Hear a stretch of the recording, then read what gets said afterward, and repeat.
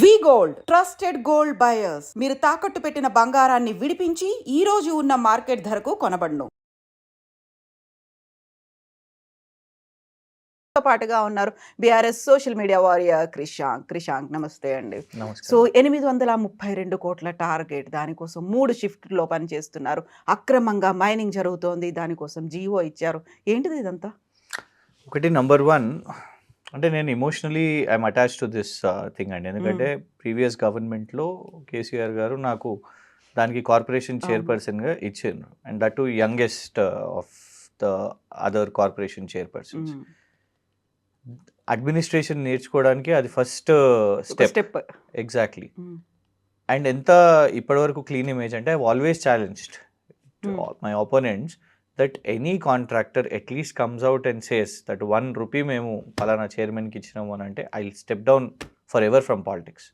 అంత క్లీన్గా దాన్ని ఎగ్జిక్యూట్ చేసినాం. మైనింగ్ అనగానే యూజువల్గానే ఒక నోట్ అనేది ఉంటుంది, ఒక నోషన్ అనేది ఎగ్జాక్ట్లీ విపరీతంగా పిండుకోవచ్చు, గనుల లోపల నుంచి కాదు బయట కూడా. ఆ ఇసుకని నేను చేయక అంటనివ్వలేదు, ఎందుకంటే my political ambitions were definitely to represent my party in the house rather than ఏదేదో ఆపర్చునిటీ వచ్చింది కదా అని దొరికినంత తవ్వుకో దొరికినంత దాచుకో అన్నట్టు కాకుండా దాన్ని. అండ్ కేసీఆర్ గారికి ఎప్పుడు కూడా అక్కడ ఏంటంటే ప్రభుత్వ ఆదాయం పెరుగుతుంటే ఆ టాస్క్ అది ఆ అచీవ్మెంటే వేరే ఉండే, ఎందుకంటే నంబర్స్ చెప్తున్నాయండి. ఇది official document of the mining development corporation.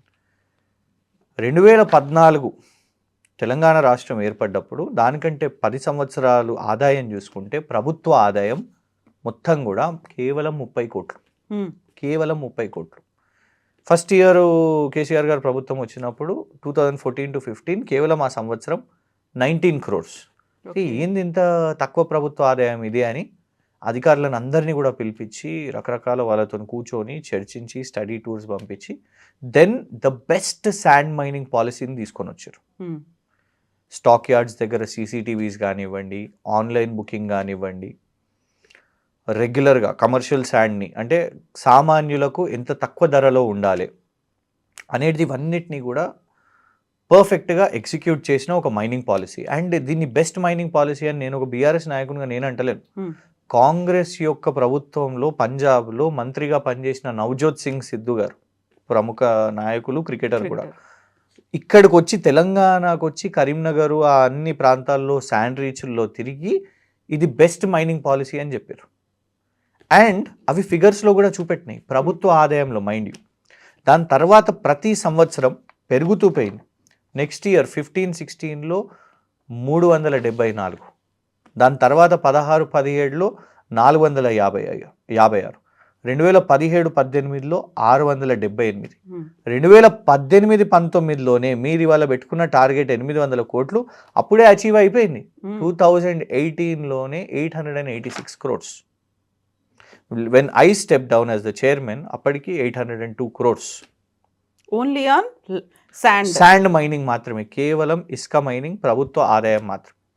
కానీ ఇవాళ నంబర్ 1 డిక్లైన్. మేము డేర్గా ఏ మీడియా వాళ్ళు అడిగినా కూడా రోజుకు రోజు మేము చెప్పగలుగుతుండే, బికాస్ బై ఈవినింగ్ మాకు ఆదాయం ఎంత తెలిసిపోతుండే. స్టాక్ యార్డ్ మూసేస్తారండి, 6 AM to 6 PM ఆపరేషన్స్ ఉంటాయి. స్టాక్ ఎంత ఉంది మా మేనేజింగ్ డైరెక్టర్ గారికి మల్సూర్ గారు ఉండే పర్ఫెక్ట్గా సీసీటీవీస్ అవన్నీ కూడా చూసి ఎలాంటి ఆపరేషన్స్ ఇంకా అయితే లేవు, స్టాక్ ఎంత ఉంది, మనకు ఇంత సేల్స్ అయినాయి, ఇంత బల్క్ ఆర్డర్స్ అయినాయి, ఇంత శాండ్ ఆర్డర్స్ అయినాయి, ఇండివిజువల్ సిటిజన్స్ రెసిడెంట్స్ ఎవరెవరికి అవసరమో నిర్మాణాల కోసం ఇంత అయినాయి, ఇంత ఇవాళ ఆదాయం, ఇన్ని ఆదాయం అనేసి. ఇన్ఫ్యాక్ట్ ఒక డేలో 3 కోట్లు టచ్ అయిన రోజులు కూడా ఉన్నాయి. సో అంత ఆదాయం నుంచి మేము డేర్గా చెప్పగలిగినాం. ఇవాళ ఈ ప్రభుత్వం మాది ఇంత ఆదాయం అని చెప్పలేకపోతున్నారు, దాచిపెడుతున్నారు, దానికోసం టార్గెట్లు పెడుతున్నారు. ఈ 800 కోట్లు రీచ్ కావడానికి ఒకటి కేసీఆర్ గారి 10 సంవత్సరంలోనే మొత్తం రెవెన్యూ అంటే వాళ్ళ 10 సంవత్సరాల్లో 30 కోట్లు అయితే ఇక్కడికి వచ్చేసరికి 5600 కోట్లకు ఆదాయం పెరిగింది, ప్రభుత్వ ఆదాయం పెరిగింది. ఎందుకంటే అల్టిమేట్గా ఇదే మళ్ళా ప్రజల పథకాలకు ఇన్ఫ్రాస్ట్రక్చర్కి ఇదే యూజ్ అవుతుంది. ఇదొకటి అయితే కేసీఆర్ గారి టైంలో ఇన్ఫ్యాక్ట్ ఎప్పుడు కూడా నీళ్లు ఉంటుండే, కాళేశ్వరం సంవత్సరం మొత్తం మనం చూసినా నీళ్ళు ఉంటుండే. ఇవాళ వీళ్ళు ఏం చేస్తున్నారు, నీళ్ళను కూడా డైవర్ట్ చేసేసి తవ్వకాలు చేస్తున్నా కూడా అది ప్రభుత్వ ఆదాయం మీద రిఫ్లెక్ట్ అవుతలేదు. ఎందుకు? అక్రమ మైనింగ్ జరుగుతుంది కాబట్టి. ఇది మేం కాదు అనేది.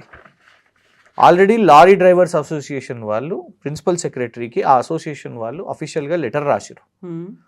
ఓవర్లోడింగ్ ప్రెషర్ పెడుతున్నారు మాకు ఇక్కడ అధికారులు, వీళ్ళందరూ కలిసి ప్రెషర్ పెడుతున్నారు.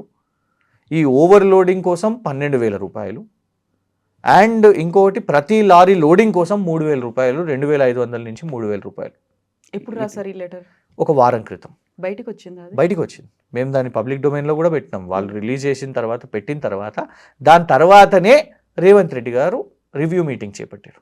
ఈ రివ్యూ మీటింగ్ చేపట్టిన తర్వాత ఏమైనా మార్పులు చేర్పులు జరుగుతాయా, నిజంగా సామాన్యులకు, సామాన్య ప్రజలకు కానివ్వండి, ఆ లారీ వాళ్ళకు కానివ్వండి ఏమైనా లాభం జరుగుతుందా అని అంటే దారుణం ఏంటంటే ఈ అఫీషియల్ ఆర్డర్ రిలీజ్ చేసిరండి. ప్రభుత్వమే ఇట్లాంటి అఫీషియల్ ఆర్డర్ రిలీజ్ చేయడం నిజంగా shocking. Point number 1, there must be no instances of zero loading vehicles operating at any time of the day. అంటే దాని అర్థం ఏంటన్నట్టు మీరే ఒప్పుకుంటున్నారు, జీరో లోడింగ్ జరుగుతుంది అని, మీరే మాల్ ప్రాక్టీస్ జరుగుతుందని నెంబర్ 1 ఒప్పుకుంటున్నారు. Point number 2, no overload of sand will be tolerated moving forward.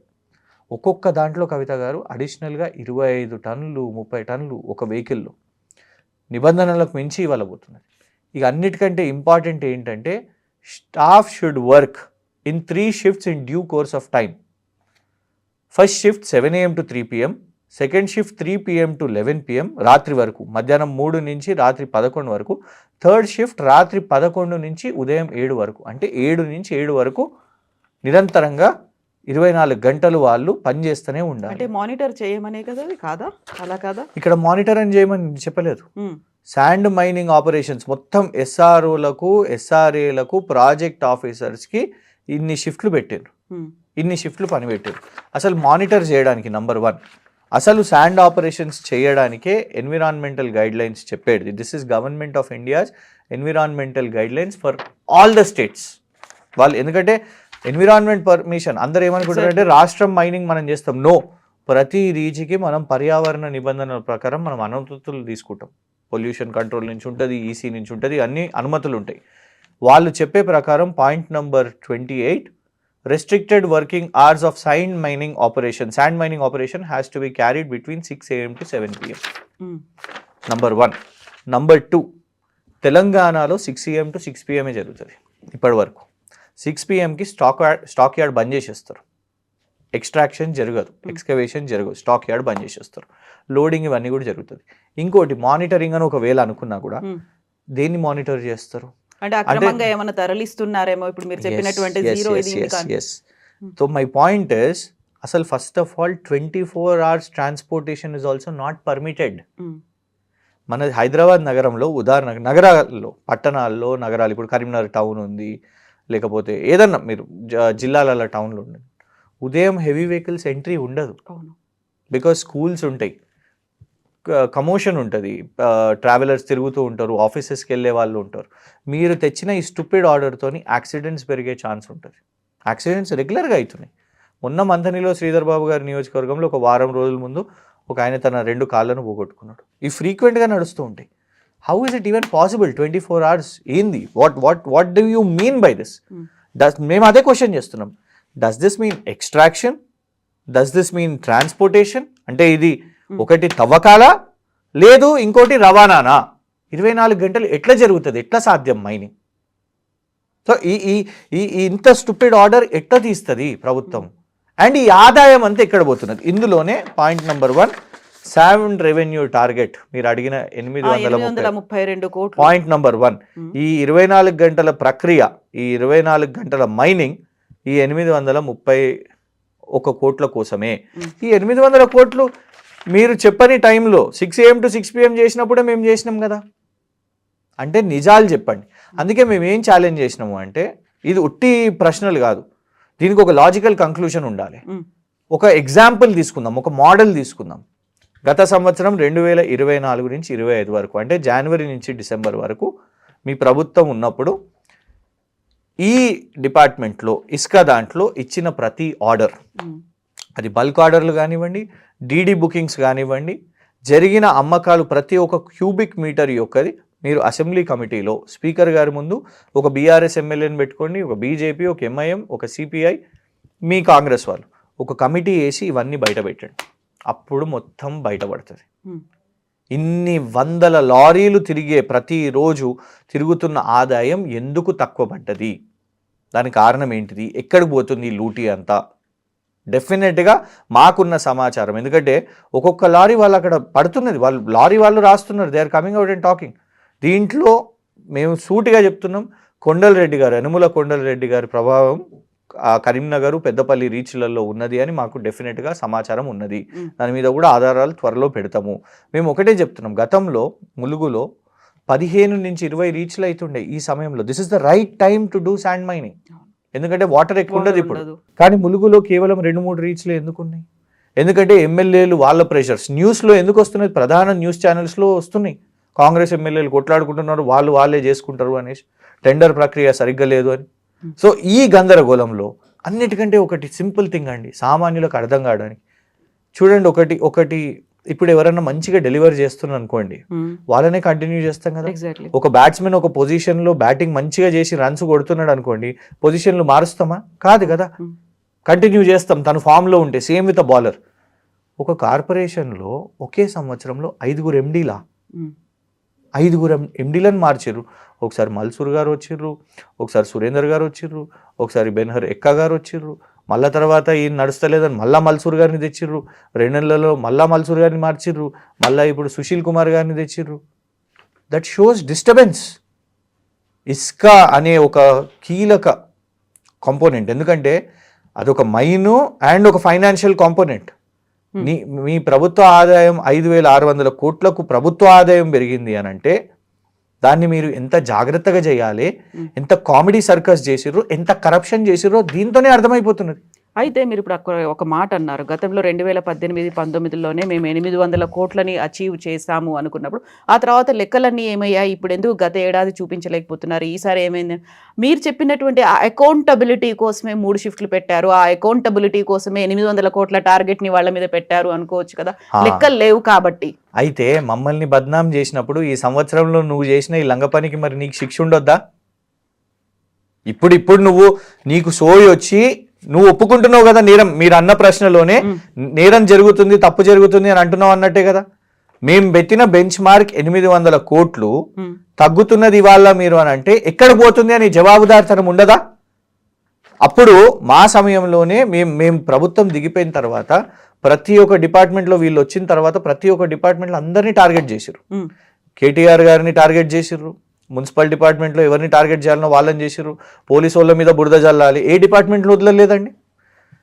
KTR గారిని టార్గెట్ మున్సిపల్ శాఖ, యానిమల్ హస్బెండరీ శ్రీనివాస్ యాదవ్ గారిని వారిని అటాక్, ఒక ఫైల్ ఏదో తగలబెట్టేసిరట, ఇది అదని ఒక సినిమా స్క్రిప్ట్. ప్రతి ఒక్క డిపార్ట్మెంట్ని చేసిరు. ఈ డిపార్ట్మెంట్లో కూడా పాపం సామాన్య అధికారులను టార్గెట్ చేసి విజిలెన్సు ఇది అదని చెప్పి అందరిని మార్చేసుకున్నారు. ఎందుకు మార్చిర్రు? అసలు వాస్తవానికి ఏం లేదు, ఏం తేలలే. ఎందుకంటే అప్పుడు ప్రభుత్వ ఆదాయం పెరిగింది. మరి ఇవాళ ఏం జరగాలి చర్యలు? That is our question. కానీ మేము ఇవాళ విజిలెన్స్ ఎంక్వైరీ ఎందుకు అడుగుతలేమంటే రాష్ట్ర ప్రభుత్వ సంస్థలండి, మాకు నమ్మకం లేదు. అసెంబ్లీలో స్పీకర్ గారి ముందు పెట్టండి, మా ఎమ్మెల్యేలు కూడా ఉంటారు, ఆల్ పార్టీ కమిటీస్ ఉంటారు, అట్లా చేయండి విచారణ. అట్లా చేస్తే బయటపడుతుంది. అన్ని ఆర్డర్స్ పెట్టండి. మేము ఆర్టీఐలు కూడా చాలా మంది వేస్తున్నారు, ఆర్టీఐకి రిప్లైస్ వస్తలేవు. ఈ బల్క్ ఆర్డర్సు అడ్డం దొడ్డంగా వాట్ ఈస్ ది ఆదాయం, ఇవాళ అసలు జరిగిన రెవెన్యూ ఏంటిది, ఎంత పెరగగలుగుతుండే, ఎందుకు తగ్గింది, ఇవన్నీ తెలియాల్సిన అవసరం ఉన్నాయి. ఎందుకు రీచులు తగ్గినాయి, అక్రమంగా చేస్తున్నారా, కొడుతూ ఉన్నారా, కేసులు పెరుగుతూనే ఉన్నాయి. అప్పటి చాలా స్పష్టంగా అఫీషియల్ వెబ్సైట్లో కూడా ఉన్న జియోస్ని తీసేస్తూనే ఉన్నారు, డిలీట్ చేస్తూనే ఉన్నారు. సో అల్టిమేట్గా ఏంటిదంటే అప్పుడు ఎక్స్ప్లెయిన్ చేయడానికి ఉన్నారు brilliant officers, those officers have delivered. మేమందరం కూడా చూసినాం ఆ డెలివరెన్స్. వీళ్ళు ఏమంటారు అని అంటే అప్పుడు ఇది జరిగింది అది జరిగింది, ప్రభుత్వ ఆదాయం తగ్గలే కదా. అల్టిమేట్గా చూసుకునేది పారామీటర్స్ ఏంటి? ప్రభుత్వ ఆదాయాన్ని చూస్తారు, పర్సనల్ ఆదాయాన్ని చూడరు. ఎందుకు ప్రభుత్వ ఆదాయం తగ్గింది, ఎక్కడ పోతుంది ఈ కోట్ల రూపాయలు? ఎగ్జాక్ట్లీ 100 కోట్లు. ఇప్పుడు మీరు చెప్పినటువంటి కరీంనగర్లో ఇలాంటి అక్రమ మా అంచనా 200 కోట్లు తగ్గిందండి. ఇది అఫీషియల్, ఇంకా అన్అఫీషియల్ ఎంత తగ్గుతున్నారో తెలియదు. అండ్ అది కూడా ఏంటి మైండ్ యూ, అప్పుడు నీళ్లు ఉండే, ఇప్పుడు నీళ్లు లేవు, నీళ్లు తగ్గినాయి. సో మీరు ఇవాళ అంత ఇసుక స్కోప్ ఉన్నప్పుడు అదే మేడిగడ్డ, నువ్వు పొద్దున్న లేస్తే కాళేశ్వరంని తిడతా ఉంటావు కదా, కానీ అదే మేడిగడ్డ నుంచి వాళ్ళ ఇసుక తవ్వుతూనే ఉన్నావు. కా జారావో సబ్, ఎక్కడికి పోతుంది? ఎవరి జేబులు నింపుతున్నారు మీరు ఇప్పుడు 830 కోట్ల టార్గెట్ అనేది వీటన్నిటి గురించి చెప్పారు. కరీంనగర్లో జరుగుతుంది. కరీంనగర్ నుంచి ప్రాతినిధ్యం వహిస్తున్నటువంటి రాష్ట్ర మంత్రులు ఉన్నారు, కేంద్ర మంత్రి కూడా ఉన్నారు. రెస్పాన్స్ ఏంటి? మీరు ఇది బయట పెట్టిన తర్వాత వచ్చిన రియాక్షన్ ఏంటి అసలు? ఇప్పటి వరకు అయితే ఎవరు మాట్లాడలేదు. డెఫినెట్గా అందరు ముందుకు రావాలి, మాట్లాడాలి. ఒకటి నంబర్ 1, ఈ షిఫ్ట్లు ఏంటిది మాకు స్పష్టత కావాలి. ఏంటంటే పర్యావరణ నిబంధనలకు వ్యతిరేకంగా మీరు ఎట్లా చేపడుతున్నారు? ఇది రవాణా అయితే ప్రతి నియోజకవర్గంలో ఇబ్బంది జరుగుతుంది. 24 గంటలు నాట్ పాసిబుల్. యాక్సిడెంట్స్ ఇప్పటికే ప్రతి ఊర్లలో. ఇక రైతులు తిరగొద్దా? వాళ్ళు రోడ్ల మీదకి రావద్దా? ఇంత హెవీ వెహికల్స్ వేసుకొని తిరుగుతుంటే రోడ్స్ డ్యామేజ్ అవుతూ ఉంటాయి. మీరు టోటలీ టైమింగ్సే మార్చేసి ఇవన్నీ చేస్తే, ఉదాహరణ చెప్తే మీకు సమ్మక్క సారలమ్మ జాతర జరిగేటప్పుడు కూడా అక్కడ కొన్ని రోజులు ఆపేస్తారు. రకరకాల రీజన్స్ ఉంటాయండి. కొన్ని చోట్లు ఆపేస్తూ ఉంటారు. అట్లా యూ కెనాట్ 24 గంటలు మేము ఓపెన్ చేసేస్తాం, చలో పని చేయండి, ఉరకండి, ఇప్పుడు మేము డబ్బులు పెండుతాము అనేసి. మా అనుమానం ఇది ప్రభుత్వ ఆదాయం కోసం అని కూడా కాదు. ప్రభుత్వ ఆదాయం కోసం మేము ఆల్రెడీ చేసి చూపెట్టినాం కదా. నువ్వు ఈ షిఫ్ట్లు లేకుండా సునాయాసంగా 6 ఉదయం నుంచి సాయంత్రం 6 వరకు జరిగిన శాండ్ మైనింగ్తోనే ఇంత ఆదాయం వచ్చింది. ఇంత ఓవర్ యాక్షన్ ఎందుకు? ప్రభుత్వ ఆదాయం కోసం కాకపోతే అఫీషియల్. ఇంకో విషయం చెప్తా మీకు. ఇంద్రమ్మ ఇల్లు అనే ఎడితే ఇప్పుడు చెప్పారు ఇంద్రమ్మ ఇళ్ళకు ఉచితము అనేసి. అసలు ఫస్ట్ ఆఫ్ ఆల్ ఇంద్రమ్మ ఇల్లు ఐడెంటిఫై చేసిర్రా? ల్యాండ్ మార్క్ చేసిర్రా? వాటిని ఎక్కడ ఎవరు నిర్మాణం చేస్తుర్రో ఆ పిటిషన్స్ ఉన్న నీ ప్రజాపాలన ఫామ్సే ఏవి అప్రూవ్ అయినాయో తెలియదు. గడికి ఒకసారి ఫామ్లు నింపిస్తూ ఉంటావు. ప్రజాపాలన ఫామ్లు, కులగణన ఫామ్లు, ఇప్పుడు రేషన్ కార్డు ఫామ్లు, ఇంద్రమ్మ ఇల్లు. దాని పేరు మీద ఆల్రెడీ ప్రధాన ఛానల్స్లో వస్తున్నాయి. ఇంద్రమ్మ ఇల్లు అని చెప్తూ కొడుతూనే ఉన్నారు. అధికారులు లేదు, ఇంకా అనుమతులు లేవు. సో మీరు ఓపెన్ చేసేసి ఇష్టం వచ్చినట్టు ఈ దందాను. దీంతో నష్టం జరుగుతున్నది ప్రభుత్వ ఆదాయానికి. దీన్ని ఇమీడియట్గా మీరు సరిదిద్దుకోవాలి. జరిగిన వాళ్ళ మీద విచారణ చేపట్టాలి, చర్యలు తీసుకోవాలి. అండ్ మీకు చిత్తశుద్ధి ఉంటే ఓపెన్గా ప్రతి ఒక్క రూపాయి టు రూపాయి లెక్క, cubic metre to cubic metre లెక్క ఒక్క సంవత్సరంది ముంగడ పెట్టండి చాలు. 830 కోట్లకి సంబంధించి ఆ టార్గెట్ గా ఒక జియో అఫీషియల్ గా వచ్చిందంటే అది ప్రభుత్వ ఆదాయం కోసమే అనేటువంటిది మీకు అనిపించట్లేదా? డెఫినెట్గా వెళ్ళిపోతుందా? డెఫినెట్ గా. కానీ ప్రభుత్వ ఆదాయం కోసం మీరు చేపట్టిన చర్యల్లో మాకు మీ మీద విశ్వసనీయత కూడా ఉండాలి కదా. గత సంవత్సరంలోనే మీరు ఇంత తప్పు 100 కోట్ల నష్టం మీరు మింగిన్రు, మోసం చేసిర్రు అని అంటేనే రేపు దీని పేరు మీద ఇంకెంత చేస్తారో తెలియద్దా? ప్రజలకు తెలియద్దా? మీ దగ్గర అల్టిమేట్గా నిజం ఎవరికి తెలుస్తుందండి? సరే, నేనంటే పాత కార్పొరేషన్ చైర్మన్ని, నాకు సోర్సెస్ ఉంటాయి. మీకు రిపోర్టర్స్ చెప్తూ ఉంటారు, డిఫరెంట్ వాళ్ళు చెప్తుంటారు. కానీ ఆ ఇసుకని ఇక్కడ తెచ్చే లారీ అతనే చెప్తున్నాడు అవినీతి జరుగుతుందని. ఇసుక ఎడికెళ్ళి వస్తుంది? ఎట్లా వస్తుంది బయటికి? డెలివరీ ఎట్లయితుంది? లారీ డ్రైవర్తోనే డెలివరీ అవుతుంది కదా. ఆ లారీ అన్నలే చెప్తున్నారు మమ్మల్ని వద్దన్న కొట్టి, మమ్మల్ని బెదిరించి మా లారీలలో నింపి పంపిస్తున్నారు అని వాళ్ళు చెప్తున్నారు. ఇక దాన్ని అబద్ధం అని ఎట్లా అంటాం? మాకు వద్దు అని అంటే మమ్మల్ని బెదిరిస్తున్నారు. అండ్ ఇంకోటి నష్టపోయింది ఎవరని చెప్పారు? అధికారులు కూడా కుమ్మక్కైనరు, కాంట్రాక్టర్లు కుమ్మక్కైనరు అని వీళ్ళు చెప్తున్నారు. కాంట్రాక్టర్లు మేమనే అధికారులు, ప్రజాప్రతినిధులు అందరూ ఒత్తిడే. ఇక అల్టిమేట్ గా రీచెస్ ట్రాన్స్పరెంట్ లేవు కదా. ఎవరికే రీచ్ వచ్చిందో కూడా ట్రాన్స్పరెన్సీ లేదు. సో ఇవాళ వాళ్ళ బాధ ఏంటంటే లారీ డ్రైవర్లు ఆపిర్రు అనుకోండి, లారీ మళ్ళా ఇదే ప్రభుత్వం ఆపి ఫైన్ వేస్తుంది. 1,00,000 రూపాయలు కట్టుకోవాలి ఫైన్. నష్టపోయేది ఎవరు? లారీ డ్రైవరే. చేస్తున్నది అక్కడ అవినీతి, అక్కడ శాండరీస్ దగ్గర నింపుతున్నది వీళ్ళు. మళ్ళా నింపిన తర్వాత ఇవాళ బయటికి వచ్చిన తర్వాత ఆ ఒత్తిడి తర్వాత వాళ్ళ 2,500 రూపాయలు ఇవ్వాలి, 3,000 రూపాయలు ఇవ్వాలి, మళ్ళీ తర్వాత 12,000 రూపాయలు ఓవర్లోడింగ్ కోసం ఇచ్చి బయటికి తీసుకొని వచ్చి మళ్ళీ 1,00,000 రూపాయలు కూడా ఇస్తే వాళ్ళ లారీ బ్లాక్ లిస్ట్ అయిపోతుంది, వాళ్ళ లారీకి ఫైన్ పడుతుంది. నష్టపోయేది వీళ్ళు. అందుకే వాళ్ళే బయటికి వచ్చి మాట్లాడుతున్నారు.